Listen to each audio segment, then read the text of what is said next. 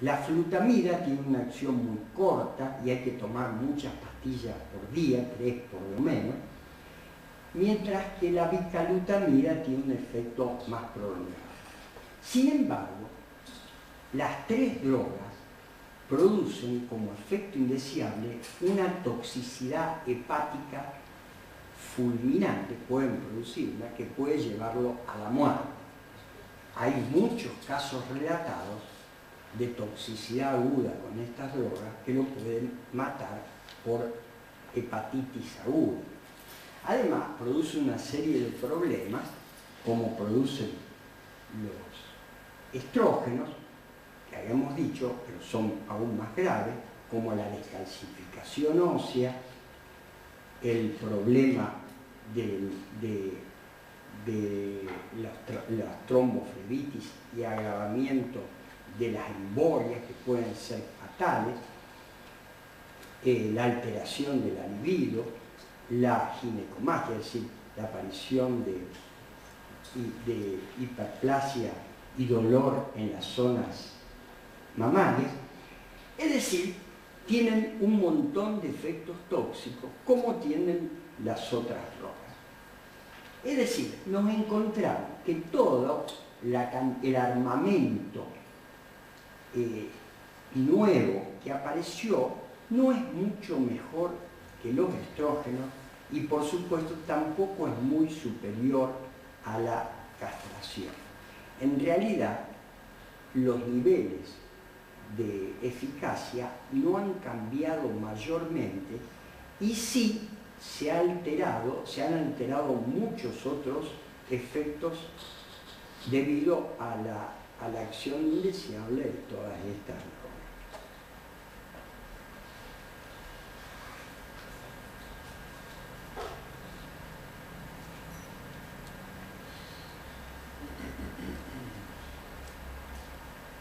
Bueno, acá tengo un resumen de que los estrógenos producen una alteración cardiovascular, coagulopatía, ginecomastia es el aumento de las glándulas mamarias, llamarada de calor, alteración de la libido, importancia de las dosis y vía de administración. De eso también ya hemos hablado.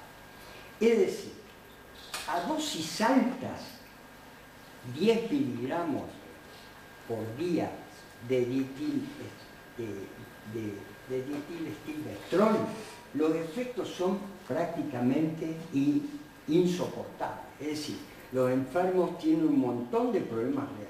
Con menos de 3 miligramos, 1 o 2 miligramos por día, que se consiguen los mismos niveles de andrógenos que en la castración, los efectos son muchísimo menores y son muy bien tolerados. Ahora, acá yo puse importancia de las dosis, que es lo que hablamos, pero también de las vías de administración. Bueno, no solamente lo he leído, sino que lo he visto en mis propios enfermos. La administración de estrógenos por parches, es decir, tanto en el escroto como por parches en el abdomen de estrógenos, que siguen una vía diferente a la vía de lo que se llama el primer pasaje hepático, porque cuando uno toma estrógenos por vía oral, el primer pasaje es a través del hígado.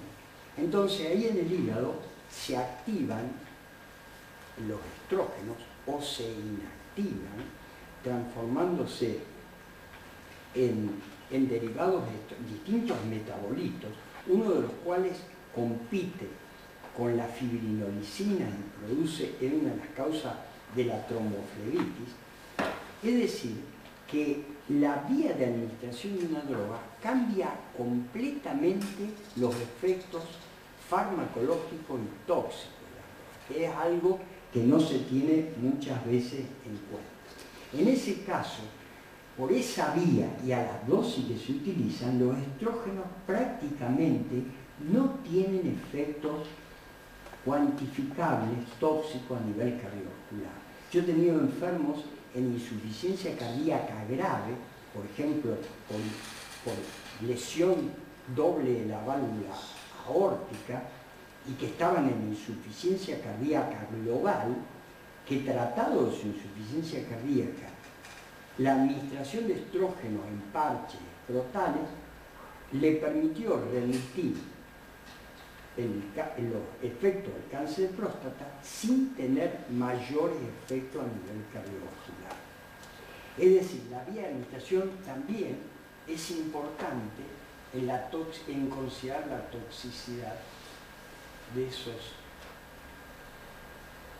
drogas.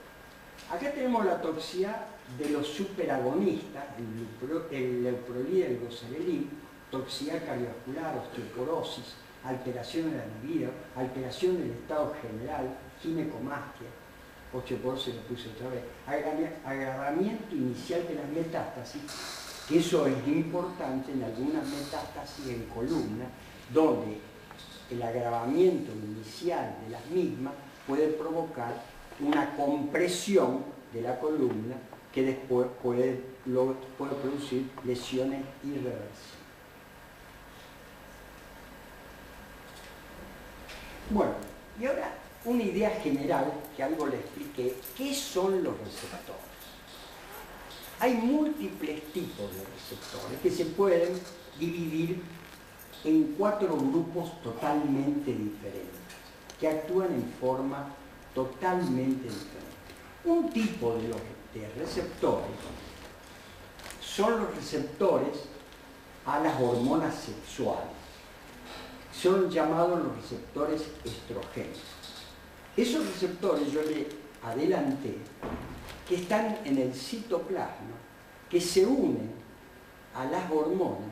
Esos receptores y hormonas viajan al núcleo de la célula, y en el núcleo de la célula, actuando sobre los genes, provoca una modificación en su comportamiento.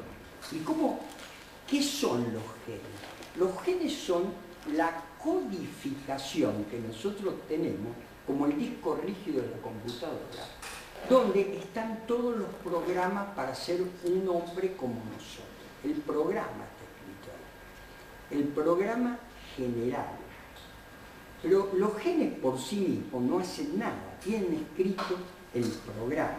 Los genes tienen que activarse y producir copias de esa información, que serían los distintos programas que uno tiene metido en la computadora para escribir una carta, para hacer una cosa determinada, como puede ser una suma o un programa de matemáticas, ¿no es cierto? Como puede ser algo que del rígido pueda copiarse, pueda ser manejado por el disco rígido y pueda terminar haciendo una función determinada. Bueno, ¿cómo se comunica esos genes con las fábricas que hacen las cosas? A través de unos mecanismos que son los ácidos ribonucleicos mensajeros.